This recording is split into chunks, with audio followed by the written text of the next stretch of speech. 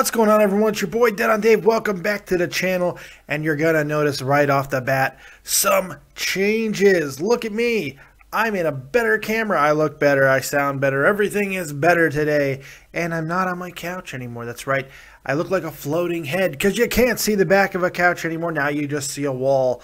I'm building something great here. We're starting. We're getting there, people. And it's all because of your support, because you make me want to put more into it. With every sub, with every support, every view, every click, every like, it all matters. So make sure the first thing you do, go ahead and hit that like button. Hit that subscribe button if you've yet to do it, because we got a great topic to talk about today. A little bit of controversy and kind of fans stepping over the line in a big way. So we're going to talk about Stardust and Cody Rhodes.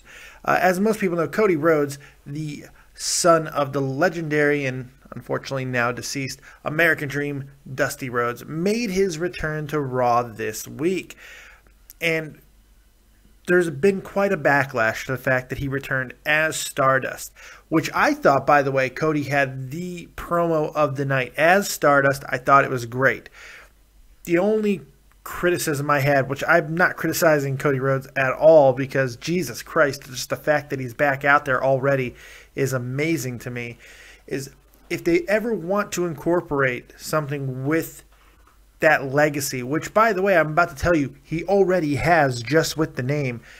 The only thing I would make a change on is the Cosmic Dream Stardust. There it is. That's it. But he doesn't even have to do that, because Cody Rhodes has gone on the record now, and he's talked about why he's Stardust and what Stardust means.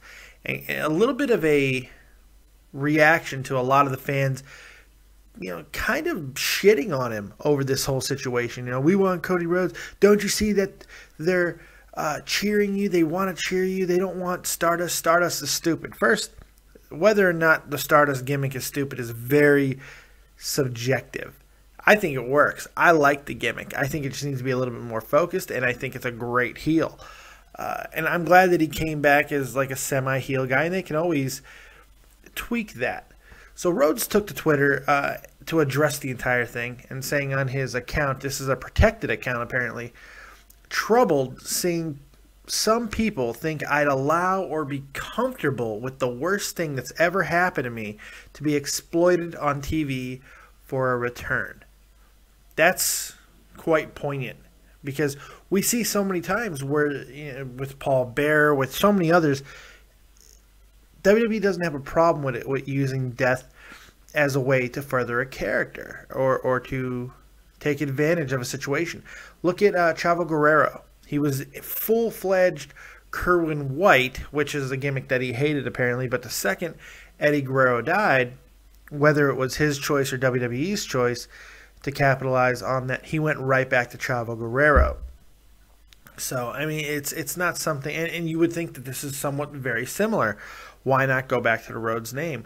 Well, in a lot of ways, there's no need for Cody, and he offered this explanation as to why. He said, the Stardust means so much to me because his first match for Turnbuckle Championship Wrestling, his father gave him a referee shirt with the name Stardust embroidered on it.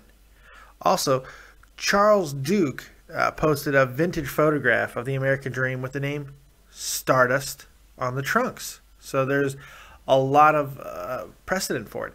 And finally, if that wasn't enough, Ric Flair stated on a recent episode of his podcast that Jim Crockett's plane that he used to transport both Ric Flair and Dusty was named Stardust. So this is a very important name into the culture of the Rhodes family and for Cody personally, for a lot of different reasons.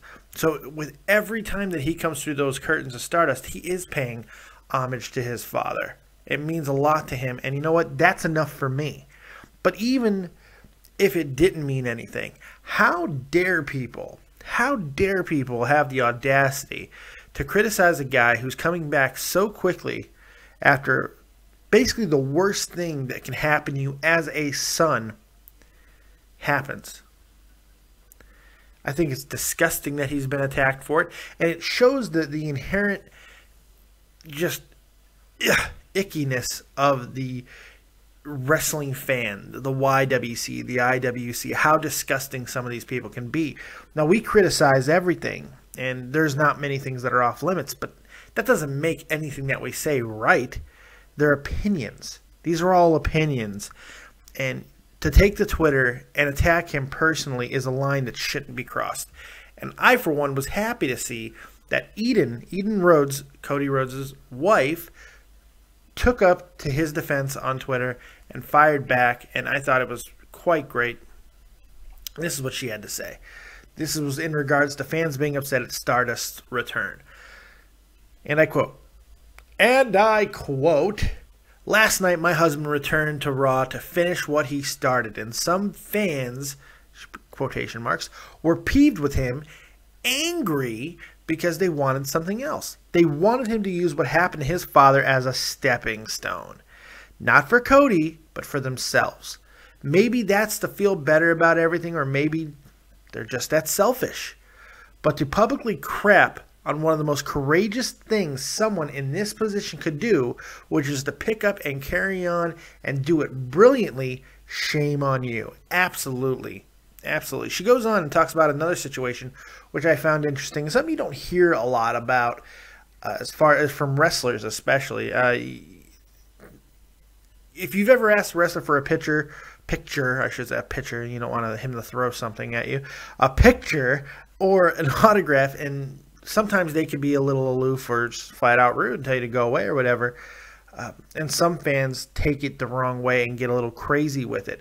Well, she also addresses that, and this is during that time where Cody is grieving the loss of his father. And this is what she had to say. This is about fans wanting pictures at inopportune times. Sometimes, and I quote, "Sometimes you have to take a stand and say something. Like last night when my husband, after being away grieving for a month, was yelled to as we are loading our car, 'Come take a picture of us, with us. We pay your bills.' It didn't get her a picture. It got her choice words from me because no one owns us. I like Garth Brooks. I paid money to see him live, hear his music, but I would never dare say to Mr. Brooks, 'Take a picture because I pay your bills.' But hey, I'm not a complete idiot. Pride myself in that. But to say something like that to someone who's been through so much in this past month, she's 100% right. And I hope that she doesn't get any backlash from WWE for these comments, because sometimes that does happen. That performers, when they go and say things to fans, they'll get a little bit of shit from WWE. I hope that that's not the case in this situation, because not only is she 100% right, God, is she ever going to get? Are these people going to get a break? You can't be so entitled in the wrestling world. You can't think that just because you pay a ticket that they owe you anything. They gave you what you paid for. You watched that match. You got your rush. You saw them put their bodies on the line. So for any fan at all, to state that they are owed a picture, an autograph, or anything from any of these athletes is reprehensible. It's disgusting. It's sick. And it just pisses me off. Leave Cody alone. Leave him alone. You don't understand. But yeah, that's what I had to say on it. Look, I think what Cody's doing is great. I think the Stardust character definitely has something there.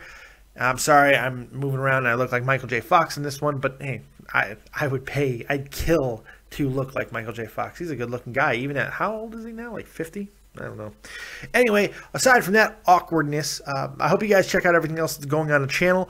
We've got a great episode of Creators Corner. I was up till 1 o'clock in the morning last night doing an interview with an amazing, beautiful ventriloquist comedian, April Brucker. And let me tell you, this lady has balls, and she absolutely floored me with some of the things that she had to say. Funny, dark, dirty, but poignant and clever at a lot of it, and absolutely great. We get to meet a lot of her puppets, her children, and it's fantastic. I really hope you guys check it out. That'll be out on Friday. My audio is a little bit low. I'm warning you now. I went to this new setup, and apparently it had some kind of effect. New camera, new stuff, and it was all software is all jacked up. It had a little bit of effect on my microphone, which I did not know until after. So I'm a little bit low. She's very loud. You know what? That's the important thing. You're able to hear her. So I hope you guys aren't too harsh on me on that. But other than that, make sure you're checking out Joe Cronin, who has a brand new show on his channel, Joe Cronin Show on YouTube.com. He's got a brand new show, The Wrestling Feed, and it's fantastic. It's really cool. Make sure you support him because this is a good one. And I think he's finally found the exact niche that he wants to go in as far as a new show. So make sure you check that out, as well as my good friend Tommy C over at Shot from the Point. Make sure you watch all the backlog of hockey videos that he has, because Lord knows there's a lot of them.